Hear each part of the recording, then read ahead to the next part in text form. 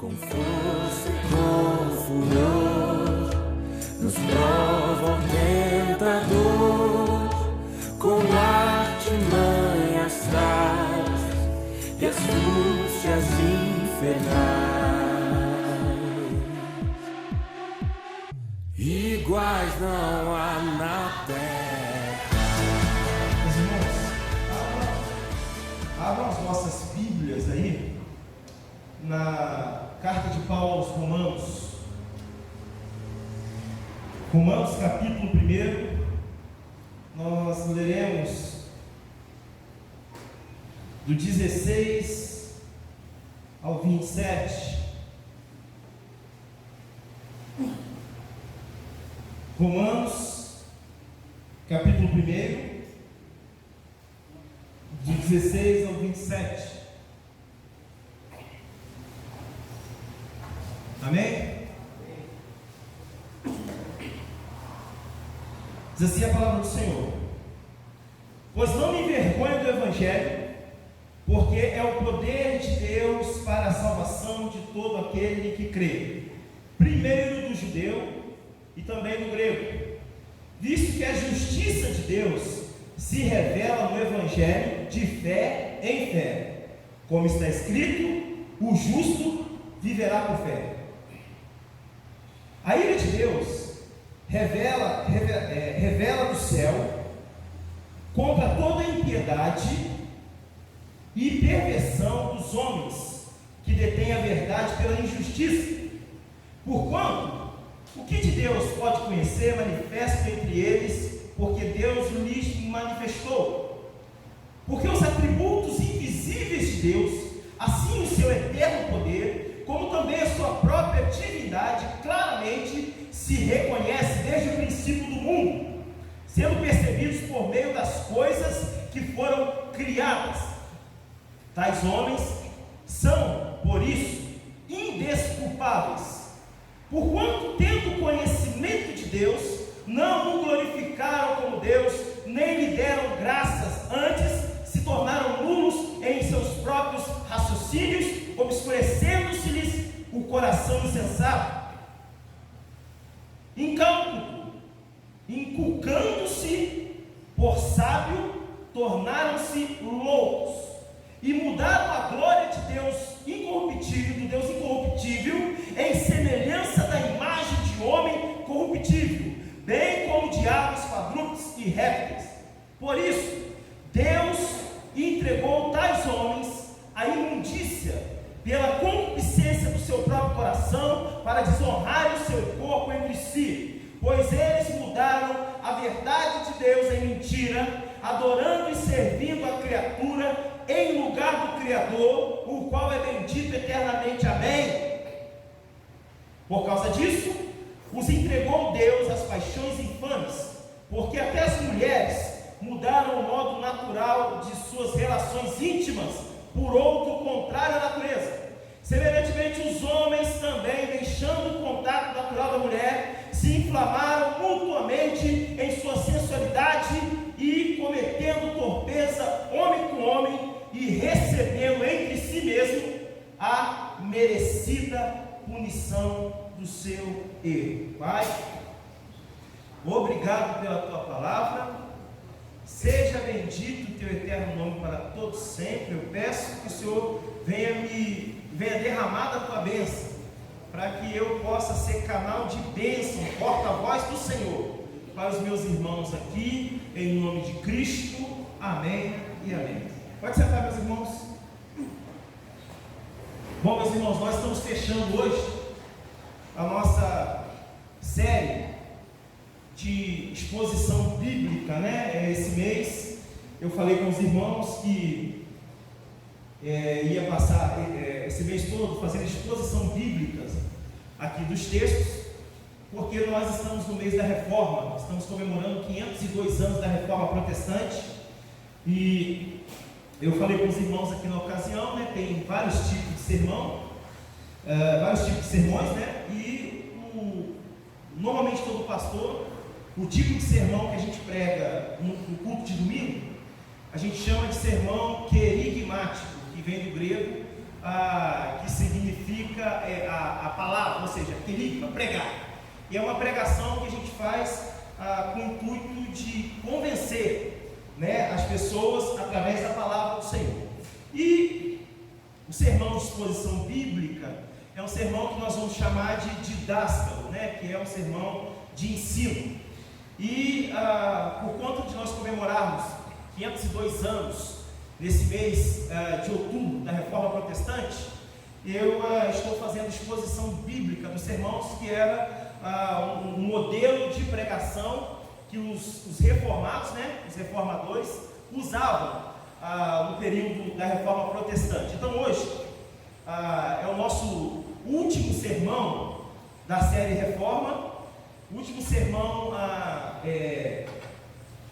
expositivo da Bíblia, né? O último sermão de ensino, de exposição bíblica. A partir da semana que vem eu já vou voltar a pregar os sermões que nós estamos acostumados. Então hoje eu gostaria de fazer uma exposição dessas sacras letras, dessas poucas letras que nós lemos aqui, de Romanos 16 a 27, e na verdade está inserido aqui um texto, um versículo que desencadeou todo o nosso momento de reforma protestante.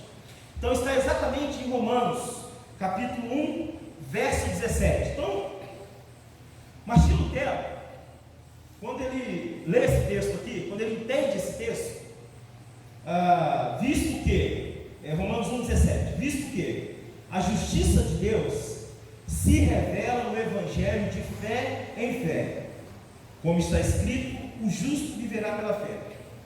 Quando Martinho Lutero entendeu esse texto, houve toda uma mudança, houve toda uma espécie de conflito, né? Nós chamaríamos até mesmo de uma crise existencial, porque Martinho Lutero estava num contexto que precisava de um retorno à Bíblia, precisava de um retorno à palavra de Deus. Então foi um momento muito difícil, um momento onde a palavra de Deus não estava sendo pregada de forma genuína. Foi um momento onde a igreja da época, né, que era tido como catolicismo da época, a igreja dos primórdios da Reforma, era uma igreja que tinha uma série de práticas que não eram práticas concomitantes, né, da Bíblia, ou seja, não eram práticas que concordavam com a Bíblia. E Martinho Lutero assistiu toda aquela situação e começou a pensar a respeito. E quando ele lê esse texto, quando ele entende esse texto de Romanos 1,17, que ele entendeu que o justo vive da fé, e que é fé e nada mais, desencadeia dentro de Martinho Lutero um processo de retorno à palavra de Deus, de retorno à Bíblia. Então o que esse rapaz vai fazer? Ele era um cara muito inteligente, era um doutor, né, sabia muito de Bíblia. Em pouco tempo, Martinho Lutero se tornou professor do seminário da faculdade de teologia que ele cursava. Para vocês terem uma ideia, Martinho Lutero ele se tornou também professor dos seus amigos, dos seus alunos, dos seus colegas de classe. Tamanha era a inteligência desse homem. E aí o que Martinho Lutero faz? Olha, nós precisamos retomar os primórdios das Sagradas Escrituras. E aí, o primeiro propósito de Martinho Lutero era fazer com que a sua igreja, a sua comunidade, se voltasse para a Bíblia. Martinho Lutero não tinha nenhuma intenção de dividir a igreja. Você vai encontrar alguns autores taxando Martinho Lutero de anarquista, de rebelde, de feiticeiro, que dividiu a igreja na história, mas isso não é verdade. Por que não é verdade? Porque qualquer pessoa, qualquer membro de igreja, se vê o seu pastor ou o seu líder pregando uma mensagem que não seja uma mensagem de coerência bíblica, você tem todo o direito de ir embora. No nosso caso aqui no sistema congregacional é o contrário. Se você perceber que o seu líder, o seu pastor está pregando mensagem fora das Sagradas Escrituras, você, por meio da Assembleia, tem que tirar ele. Então o que Martinho Lutero fez? Martinho Lutero ele começou a estudar E ele precisava fazer uma defesa daquilo que ele acreditava. Ele precisava fazer uma defesa de que a salvação era por fé e não por obras. Dentro desse período de período da Reforma, que começa a acontecer lá em 1517, acontecia uma coisa muito esquisita. Eles precisavam construir uma igreja, que nós chamamos de Basílica de São Pedro, e precisava de muito dinheiro para poder construir aquela igreja. Ela tem boa parte da sua construção com pedras preciosas, também com ouro. Então o que acontecia? Não tinha dinheiro para poder construir a igreja. E aí vai surgir um outro homem na história, chamado de Johann Tetzel. Esse camarada, Johann Tetzel, ele vai ser um emissário do Papa, estamos falando de 1517. E ele vai ser o responsável para poder cobrar tributo dos irmãos, das outras pessoas, dos membros da igreja e também da sociedade. Esse tributo que Johann Tetzel vai cobrar vai ser chamado de indulgência. Então o que acontecia? O que era a indulgência? A indulgência era exatamente um engano, um engodo que faziam as pessoas pensarem que elas podiam comprar um espaço no céu. É como se você fosse numa imobiliária e escolhesse qual a casa ou qual o terreno que você queira comprar. Era assim que acontecia. E Martim Lutero, quando olha para aquela situação, se revolta e diz: não, é por fé. O justo vive da fé e é de fé em fé. Então ele diz o seguinte: olha, a fé é revelada no Evangelho de fé em fé, visto que a justiça de Deus se revela no Evangelho de fé em fé, como está escrito, o justo vive da fé. Então Martim Lutero entendeu que o justo viveria pela fé que ele teria, e não por aquilo que ele pudesse conquistar, porque ninguém poderia comprar um espaço no céu. O céu não está à venda.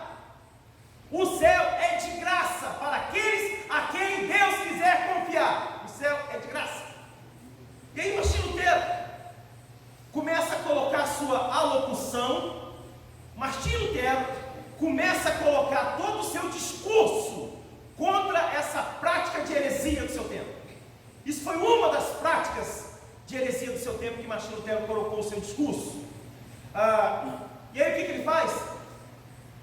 Ele começa a desenvolver um documento com 5 tópicos de vários documentos que Martim Lutero produziu. Ele tem 2 documentos que são famosos. Então o primeiro documento tinha 5 tópicos, que foi chamado na história de os 5 solos. Então Martim Lutero desenvolveu: primeiro solo, sola gratia, ou seja, somente pela graça. Sola fide, só pela fé. Sola Cristo, só em Cristo. Sola Escritura, só nas Escrituras. E sola Deu glória. Em cima desses 5 tópicos que Martim Lutero desenvolve, chamado de 5 solos, ele começa a fazer toda uma defesa do que é viver na dependência de Deus. E o outro documento que Martim Lutero vai produzir, que é um documento também dos mais famosos, são as suas 95 teses. Ele pega as suas 95 teses e cola lá na porta do templo de Wittenberg. Sabe uma coisa interessante que vai notar? É que quando Martim Lutero coloca lá, publica as suas 95 teses em defesa da Bíblia, em defesa da fé, em defesa da sã doutrina, em defesa da exposição das Escrituras, o que chamou a atenção não foi o fato de Martim Lutero ter pregado aquele documento, aquelas 95 teses, na porta lá do templo de Wittenberg. Não. Normalmente ali, as pessoas usavam para poder fazer um comunicado para a cidade. Era como se fosse uma espécie de mural, e aí alguém queria dar uma notícia, e não tinha internet, claro, e não tinha esse recurso todo de mídia que nós temos hoje. A informação demorava muito, Então o que eles faziam? Uma forma de atingir todo mundo era colocar um lembrete ali naquele espaço. Então, sobre pregar as 95 teses, ali naquela porta de Wittenberg, não tinha nenhum problema. O problema foi o que estava escrito.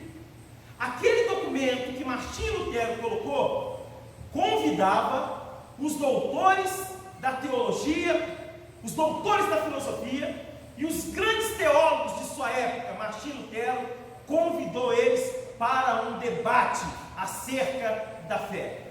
Isso que chamou a atenção e quase custou a vida de Martinho Lutero. Por conta disso, desencadeia todo um movimento que nós vamos chamar de reforma protestante, mas na verdade o movimento deveria ser chamado retorno à Bíblia. E Martinho Lutero entendeu que o indivíduo, que o homem, não tem condição de fazer nada para poder ser salvo. Martinho Lutero entendeu que a salvação é somente pela fé em Cristo Jesus. Martinho Lutero entendeu que não precisava de prestar culto aos mortos, que era uma prática da igreja do seu tempo. Martinho Lutero entendeu que não precisava de pagar dinheiro para poder ter um espaço no céu ao lado de Deus.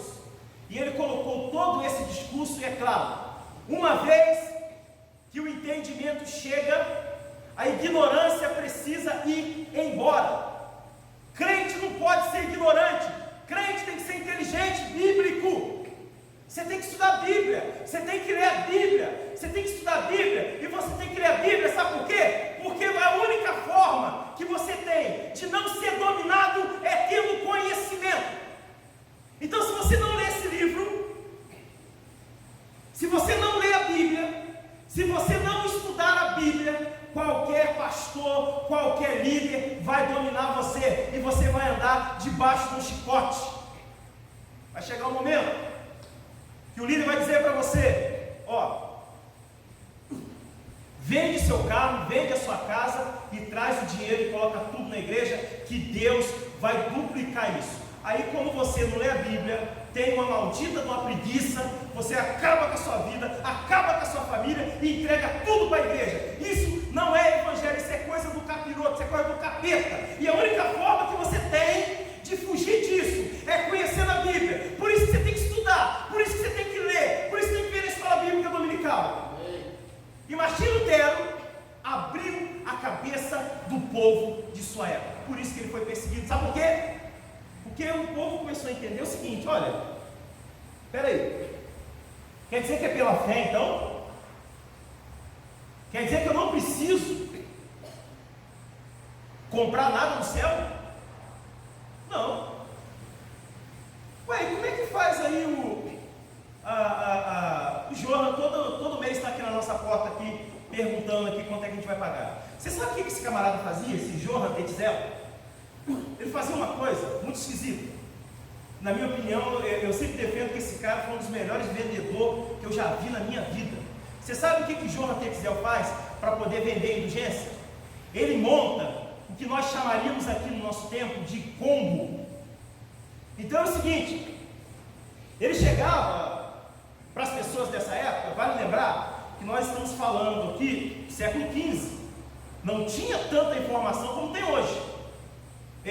Antônio Carlos Nascimento, eu defendo que com a gama de informação que tem hoje, o indivíduo, ele só é inculto, ele só é analfabeto se ele for muito preguiçoso, se ele tiver muita raça de preguiça.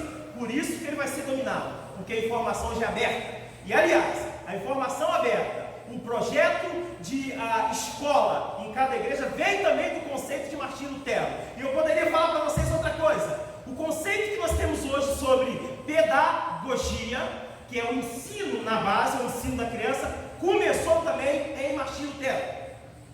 Então, sabe o que esse cara fez, Johan Tetzel? Ele pegou e desenvolveu uns combos que seriam a venda casada hoje.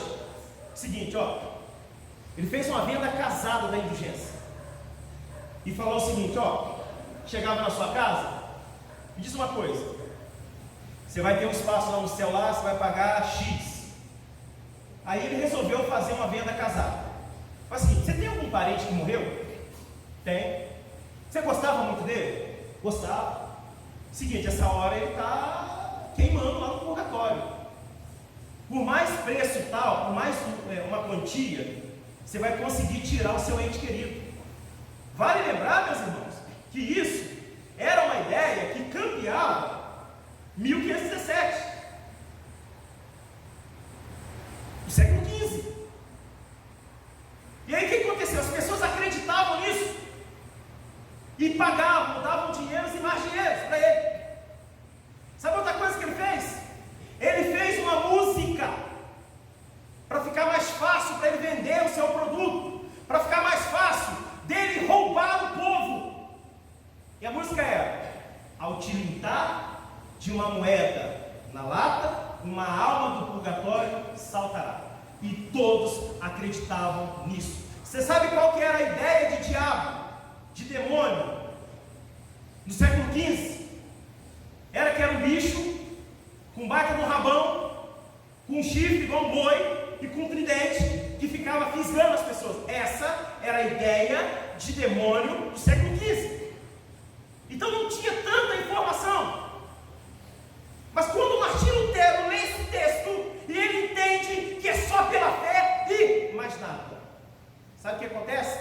Ele começa a trazer prejuízo para todo o clero. Por isso eles começam a capturá-lo. E graças a Deus, por conta da coragem desse homem, Martinho Lutero, hoje você pode ouvir um culto na sua língua, em português. Por conta da coragem desse Martinho Lutero, a Bíblia está na sua mão e você não lê. Aí você não lê, sabe o que acontece? Qualquer coisa que você ouve na rádio, qualquer coisa que você ouve na TV, você acha que é Deus que está falando. Sabe por quê? Porque você não tem entendimento. Então nós precisamos crescer, nós precisamos amadurecer, ler a Bíblia. Então, meus irmãos, partindo dessa premissa, eu gostaria de bater um papo com os irmãos sobre os textos que nós acabamos de ler, os versículos. Então, o livro de Romanos, a carta de Paulo aos Romanos, é uma das cartas mais teológicas que nós temos na Bíblia, e é uma carta simplesmente extraordinária. Então, a partir do versículo 16, ele diz assim, olha: pois não me envergonho do Evangelho, porque é o poder de Deus para a salvação de todo aquele que crê, primeiro do judeu e também do grego. Então Paulo ele diz o seguinte: olha, eu não tenho vergonha do Evangelho. Quando ele fala vergonha aqui, olha que coisa interessante, a palavra que vai aparecer para mim aqui é paitinoma, essa palavra esquisita em grego, que significa o seguinte: envergonhar-se, envergonhando. Ele dizia o seguinte: olha, eu vou pregando e não sinto nenhum tipo de vergonha, e não sinto nenhum tipo de constrangimento por pregar a palavra. E quando Paulo diz que não sentia vergonha do Evangelho, ele vai acrescentar e diz: olha, você sabe por que eu não tenho vergonha do Evangelho? Você sabe por quê que no dia de domingo eu ponho esse livro preto debaixo do braço e saio andando aqui, e o pessoal sabe que a gente é crente porque nós temos esse livro aqui, e algumas pessoas podem fazer até piadas. Paulo dizia o seguinte: eu não me envergonho. Sabe por quê? Porque para mim o Evangelho é poder de Deus para a salvação de todo aquele que nele crê. Paulo ele dá uma espécie, ele atribui ao Evangelho, Paulo atribui às Sagradas Escrituras um poder capaz de salvar o indivíduo. O que Paulo está dizendo é o seguinte: olha, eu não tenho vergonha da Bíblia. Sabe por que eu não tenho vergonha da Bíblia? Porque na Bíblia está contido o caminho das moradas celestiais. Louvado seja o nome do Senhor.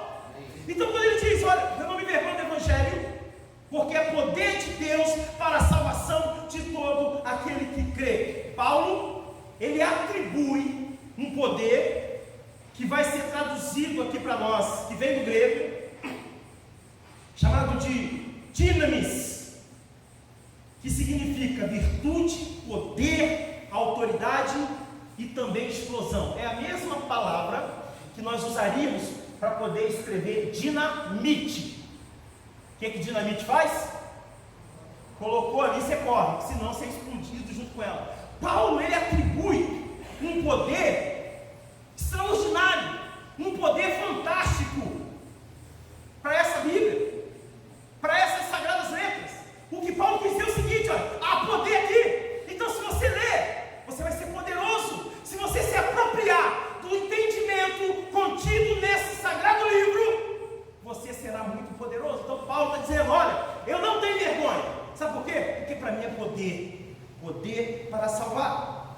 E depois ele diz um pouco mais, versículo 17: visto que a justiça de Deus se revela no Evangelho de fé em fé, como está escrito, o justo viverá pela fé. Paulo atribui a salvação completamente por uma só via, chamada de fé.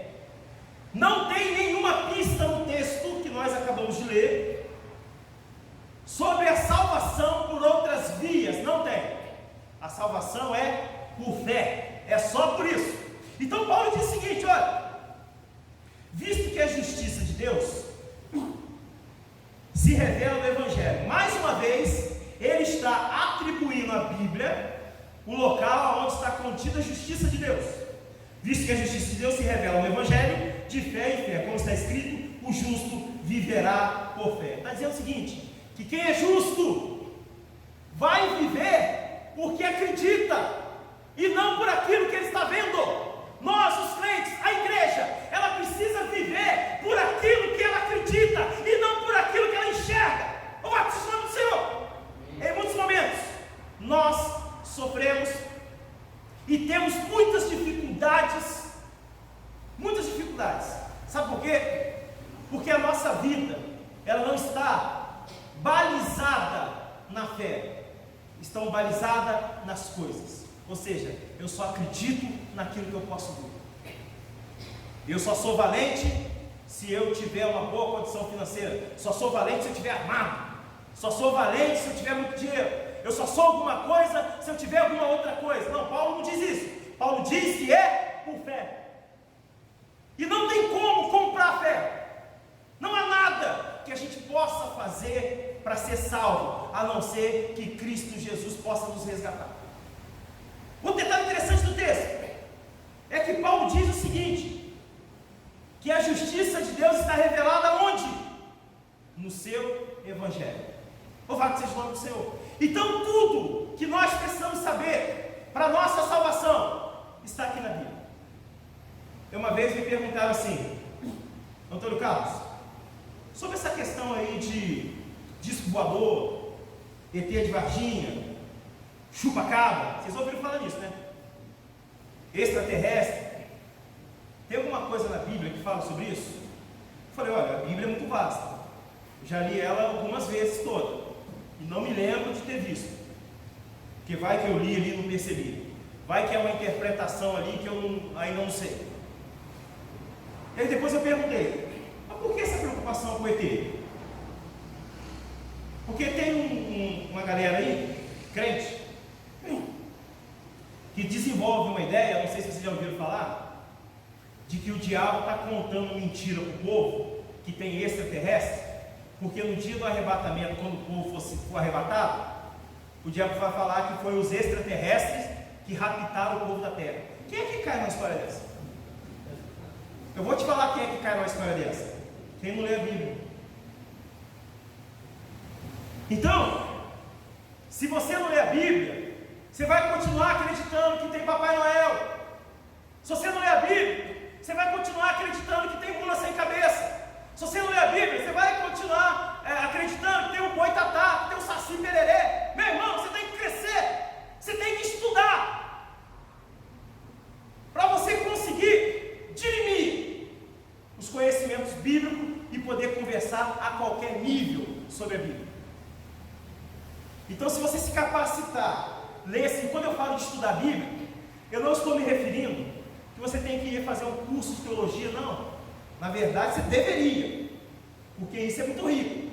Mas estou dizendo o seguinte: só você lê e peça ao Espírito Santo que possa falar com você. Você tem que ler. Eu oro para que Deus possa mandar uma unção bereiana na nossa igreja. Vocês sabem o que é a unção de Bereia? Todo mundo sabe, né?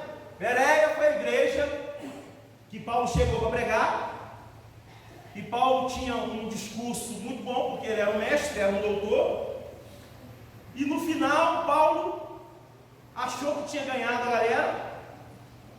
Aí eles falaram assim, os oficiais da igreja falaram assim: aí, ô Rabino, nós vamos conferir lá na Bíblia se o que você falou tem algum tipo de coerência.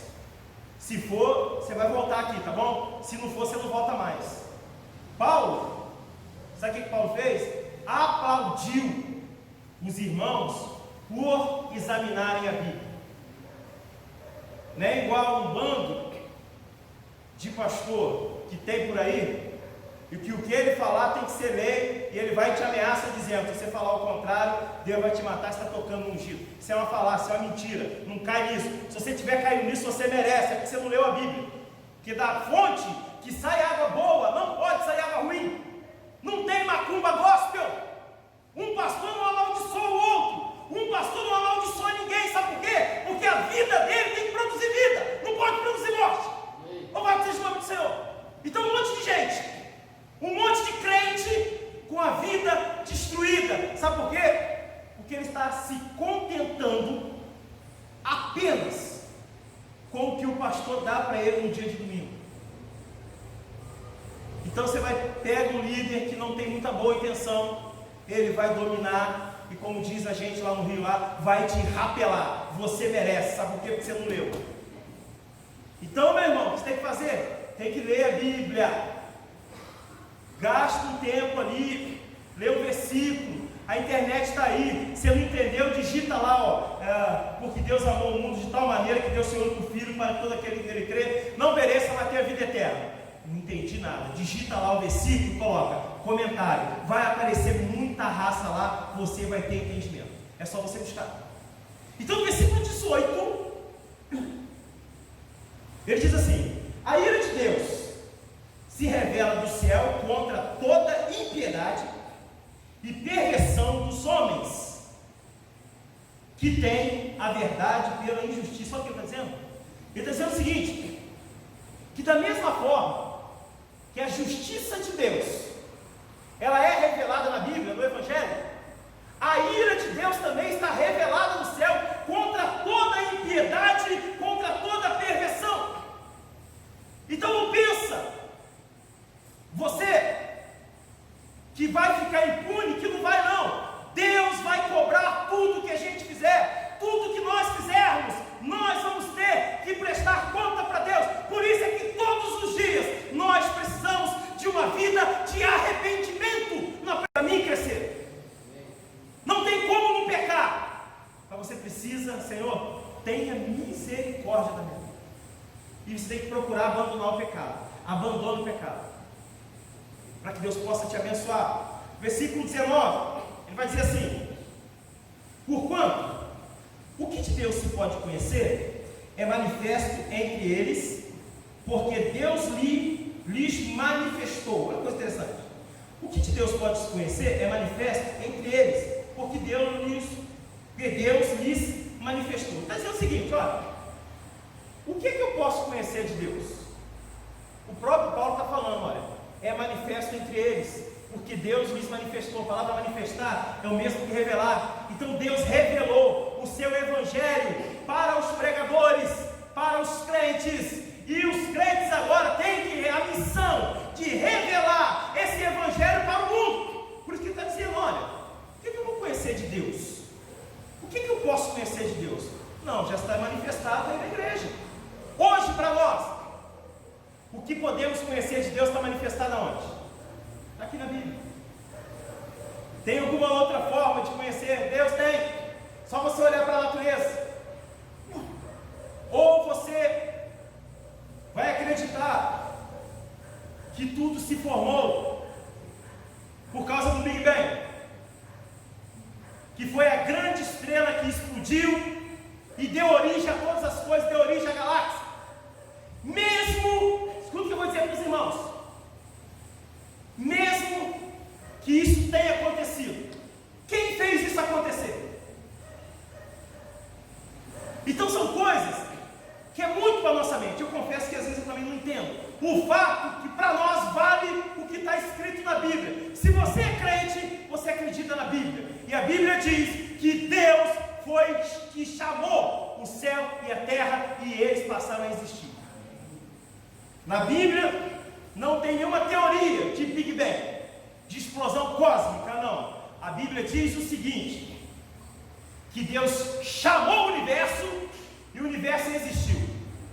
Se essa palavra de Deus, se esse chamamento de Deus tem o nome de Big Bang, o problema é da ciência. O fato é que Deus chamou. Agora, se Deus chamou e explodiu, não importa, foi Deus que fez. Louvado seja o nome do Senhor. Aleluia! Então, versículo 20 vai dizer assim, olha, porque os atributos invisíveis de Deus, assim o seu eterno poder, como também a sua própria divindade, claramente se reconhece desde o princípio do mundo, sendo percebido por meio das coisas que foram criadas. Tais homens são por isso indesculpáveis. Isso é simplesmente extraordinário. Louvado seja o nome do Senhor. Olha o que ele vai dizer, meus irmãos, versículo 20. Agora que nós estamos com a nossa mente um pouco mais avisada, olha aqui, ó. Versículo 20 do texto em questão. Porque os atributos invisíveis de Deus, assim o seu eterno poder, como também a sua própria divindade, claramente se reconhece, desde o princípio do mundo, sendo percebido por meio das coisas que foram criadas. Tais homens são indesculpáveis por isso. Sabe uma coisa que é interessante notar? Que quando ele fala que sendo percebidos, a palavra é Noel. Não é Noel de Papai Noel não, tá? É Noel de pensamento, é Noel com a raiz de noia. Entendeu? Então não é Noel de Papai Noel, é Noel de noia. E sabe o que significa? Prestando atenção sobre o que você está vendo.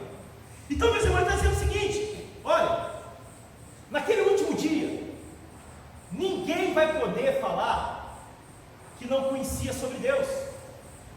Você observa que Paulo trata isso com tanta clareza, que ele diz o seguinte: olha, mesmo que você não tenha ouvido a palavra, mesmo que você não tenha ouvido falar sobre Deus, ele está dizendo o seguinte, que claramente você pode prestar atenção desde o princípio do mundo, sendo percebido por meio de coisas que foram criadas. Então, como é que você pode conhecer Deus também além da Bíblia? Por meio das coisas que foram criadas. Por isso que Paulo está dizendo aí no final do versículo 20: tais homens são por isso indesculpáveis. Sabe o que ele quis dizer? Que naquele último dia não vai ter ninguém que vai poder cobrar Deus. Não vai ter ninguém. Você não vai poder chegar lá e falar: Senhor, eu não sabia que o Senhor era o Deus Todo-Poderoso. E Deus vai dizer para você: ué, mas quem criou o mundo? Quem criou o universo? Você sabe que o mundo é mundo. Você viu planta lá? Você viu o oceano? Você viu as montanhas? Não, você não tem desculpa. Então, meu irmão, não tem desculpa. Diante de Deus, todo mundo é culpado. O versículo 21 vai falar assim para a gente: porquanto, tendo conhecimento de Deus, não glorificaram como Deus, nem lhe deram graça, antes se tornaram mulos em seus próprios raciocínios, obscurecendo-lhes o coração insensato. Você sabe o que Paulo está falando? Que todo mundo tem conhecimento de Deus, todo mundo. Se você for, deixa eu pegar um exemplo que eu já tenho ali. Se você for visitar uma aldeia de índio, pegar alguns lugares meio que inóspitos, lugares de difícil acesso, ou lugares que quase ninguém chega, e tiver uma tribo lá, tiver uma civilização, se você observar, eles adoram alguma coisa. Sabe por que eles adoram alguma coisa? Porque a palavra homem vem do grego e significa antropos. E antropos é o inclinado. Então nós fomos criados para adoração. Quer ver? Eu te dar um exemplo? Hoje mesmo eu vi ali um exemplo ali. Eu fui ali no rotundo ali, tinha uma figura pública lá. E quando ele pegou no microfone, tinha uma pessoa que eu acho que ela é paga para puxar a palma. E ela batia a palma. Aí daqui a pouco ele, obrigado, palma de novo. Daqui a pouco agora vamos chamar o fulano de tal, palma outra vez. Sabe por quê? Nós temos a necessidade de adorar alguém, adorar alguma coisa. Nós temos a necessidade. Por isso que quando você vai num local onde tem uma comunidade, ela adora alguma coisa. Ela pode não adorar o verdadeiro Deus. Ela pode não saber que aquela adoração que ela pratica não é adoração a Deus, mas alguma coisa ela tem a sua devoção. Então a gente precisa pensar a respeito disso. O homem, ele foi criado para adoração. Hoje de manhã na escola dominical, no devocional, eu falei para os irmãos como é que era a adoração dos períodos da reforma. Antes da perseguição, eles tinham jeito de adorar. Na Bíblia, nos primórdios da Bíblia, quando eles faziam colheita, eles entravam na igreja, os levitas começavam a cantar músicas alegres, e havia uma espécie de baile ali na adoração. Quando eu estou falando baile, por favor, não entenda no sentido literal não. Então daqui a pouco você vai começar o bate-coxa aqui, vai falar que eu falei que pode. Não, né? Nessa coisa do capiroto não. Estou dizendo o seguinte: alegria, tinha alegria.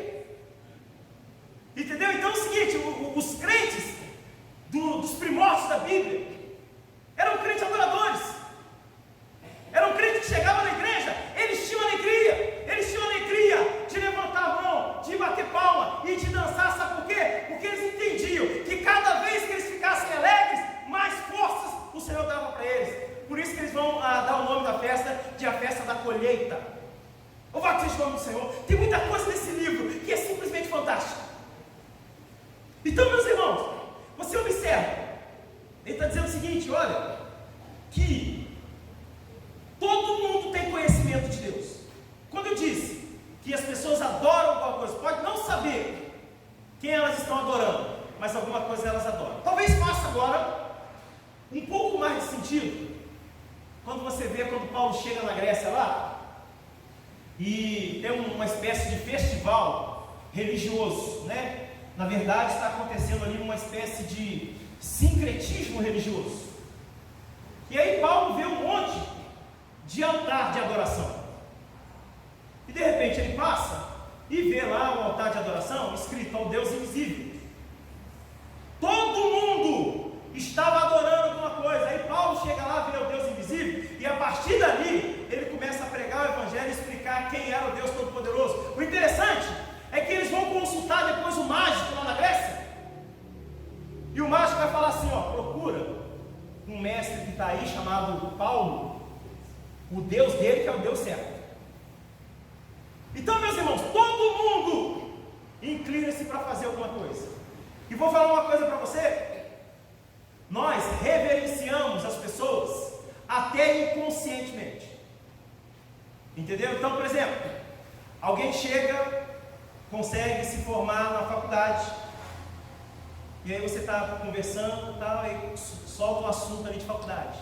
Aí você imediatamente: olha, eu tenho um filho da minha amiga, filho da irmã da igreja lá, que foi o primeiro lugar na prova da ordem, passou no vestibular de medicina, era uma pessoa muito inteligente. É uma forma de reverência atribuída ao ser.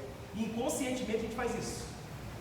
Você quer saber agora como é que todos nós fazemos isso todos os dias? Todos nós adoramos falar das qualidades dos nossos filhos ou dos nossos parentes.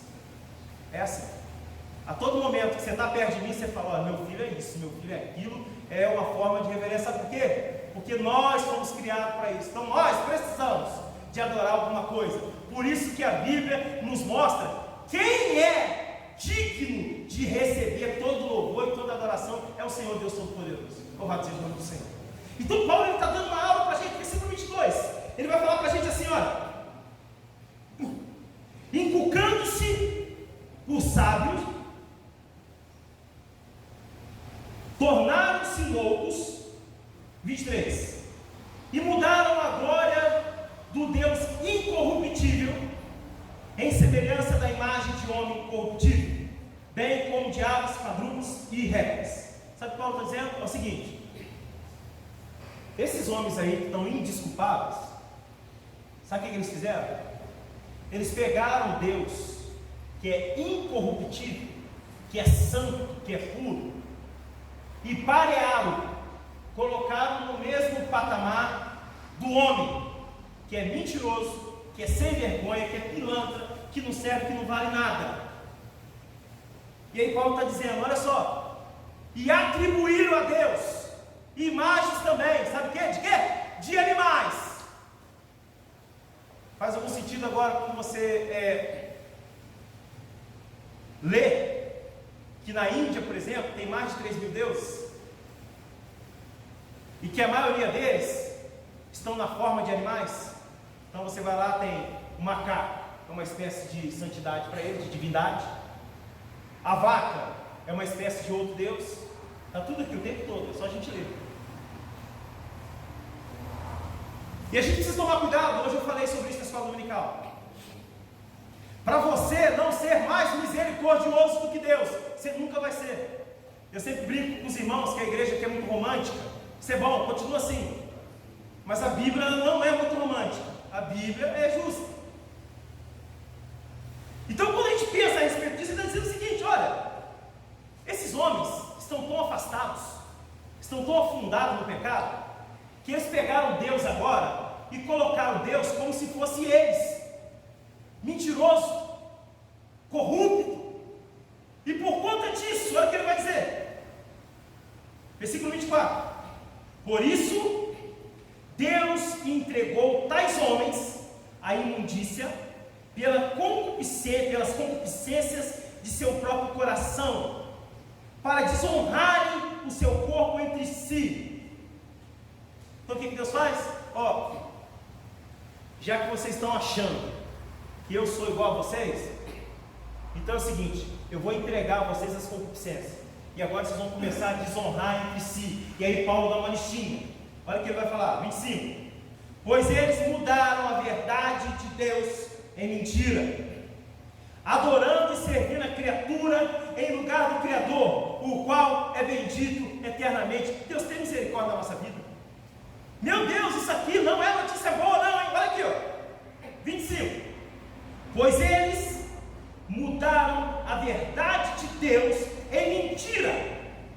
Como assim? Adorando e servindo a criatura em lugar do Criador, o qual é bendito eternamente. Sabe o que Paulo está falando? Ó, é o seguinte: vocês pararam de servir a Deus e estão servindo agora os homens. Vocês pararam de glorificar a Deus e agora vocês estão glorificando aos homens. Ó, vocês pararam de render adoração a Deus e agora vocês estão adorando os ídolos, as imagens, os animais. Então há uma sentença. E ele está dizendo o seguinte: olha, por que Deus entregou eles ao pecado? Deus entregou eles ao pecado para eles sofrerem na carne. Sabe por quê? Porque eles mudaram o que Deus disse que é verdadeiro e mentira.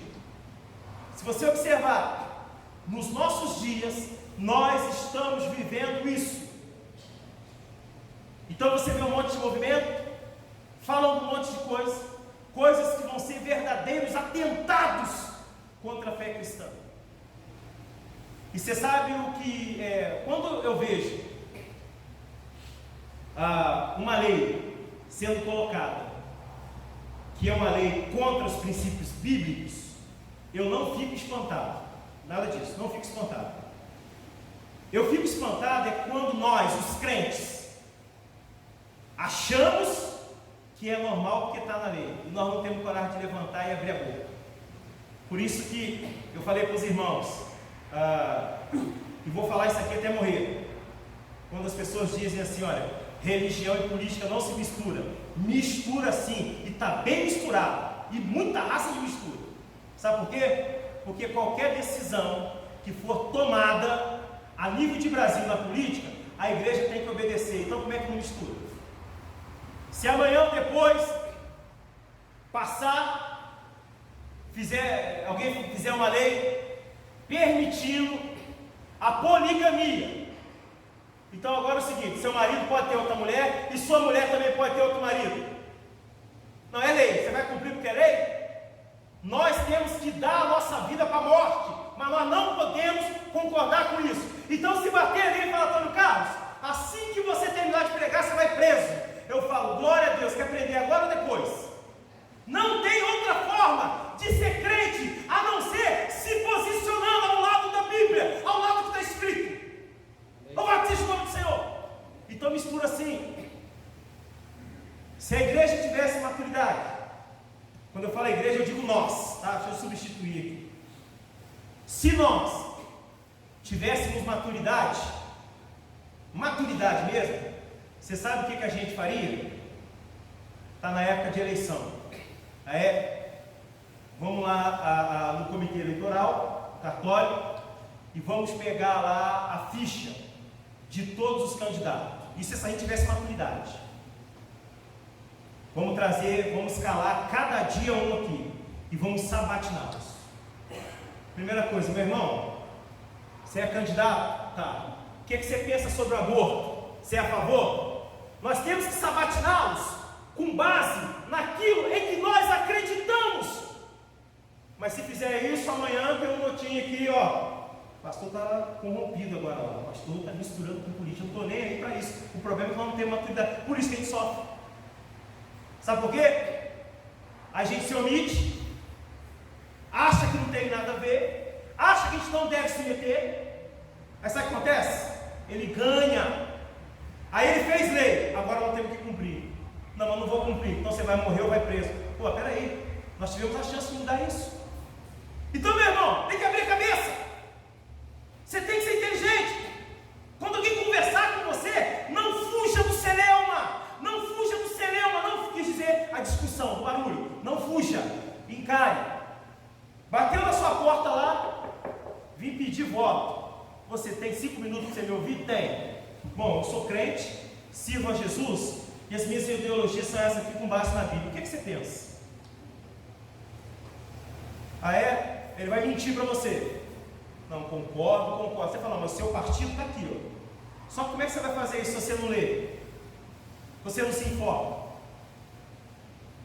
Então, meu irmão, nós temos que crescer intelectualmente como crente. Durante muito tempo, acreditou-se que o pastor, figura do pastor, é fanático, velho, barrigudo, careca, cemitério de frango. Entendeu? Então o que acontece? Bom, velho eu recebo, porque é uma beleza, é sinal que você está vivendo. Barrigudo, careca, não, careca também eu recebo, que eu acho maneiro. Agora barrigudo não é bom não, porque barrigudo mata a gente. Vocês sabem, né, que mata o homem é a gordura da barriga. Então isso não é coisa boa não. Então, meu irmão, abre a sua mente. Procura ler a Bíblia, procura se informar, procura assistir programas que vão te agregar alguma coisa. Larga a maldita da novela, ela é maldita porque ela é maldita, porque tudo que está ali não são preceitos de Deus, por isso que é maldito. Vai ler alguma coisa, vai ler um livro, vai se informar, vai se estudar, vai procurar um curso, vai ocupar sua mente com coisas que serão plausíveis para o seu crescimento. Aí você vai começar a ser um bom crente. Sugiro a você que você comece pela Bíblia. 26. Estou zerando aqui, tá? Por causa disso, os entregou Deus às paixões infames, porque até as mulheres mudaram o modo natural de suas relações íntimas por outro, contrário à natureza. Semelhantemente, os homens também, deixando o contato natural da mulher,